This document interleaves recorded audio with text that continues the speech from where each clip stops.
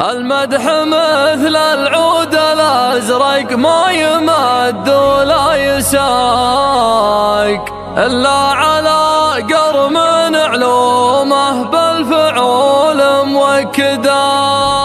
لا صدبوا جنب نصخيف وصدبوا كف الرقاق. علي الثمالي ما يجنب لين يبلغ مقصده.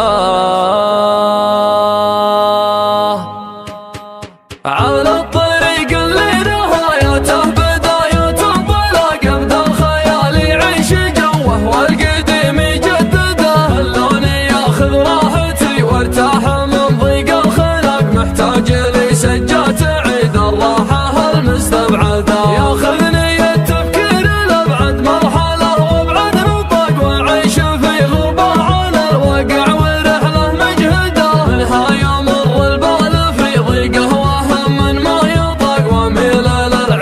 واشوف ان الظروف معقده. اصعب من شعور الفراق الا شعور الاشتياق. هم من يطاول راعي الفرقه ونار موقده. من يكثر التفكير في الدنيا ولهوات الفراق يمكن يبين الحزن في عينه ويجفى مرقده. كافحت في الدنيا بعز وذقت شيء ما يذاق. ما مرت الظروف الليالي بارده ومبرده. بيني وبين العز واسلوم العرب عقدة فقر رصيدي اللي ما ملكته في بنوك الاصده. رزقي وتوفيقي على الله خالق السبع الطبق. اعيش لحظتي ولا افكر في بكره وابعده. كم من سليم شكله معافى وتفكيره معاق يمشي على البيضا برجلينه وعقله في يده. اللي ينفتح للشر باب يصير كانه في سباق. واللي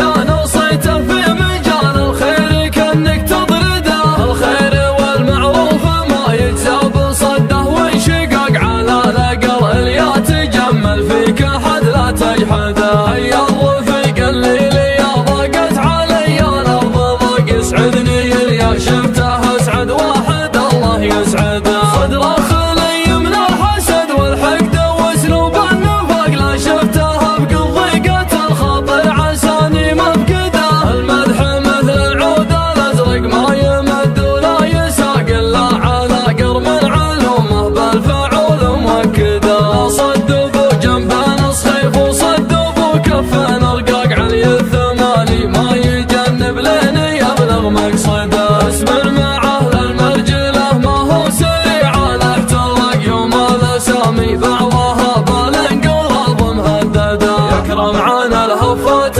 والزلات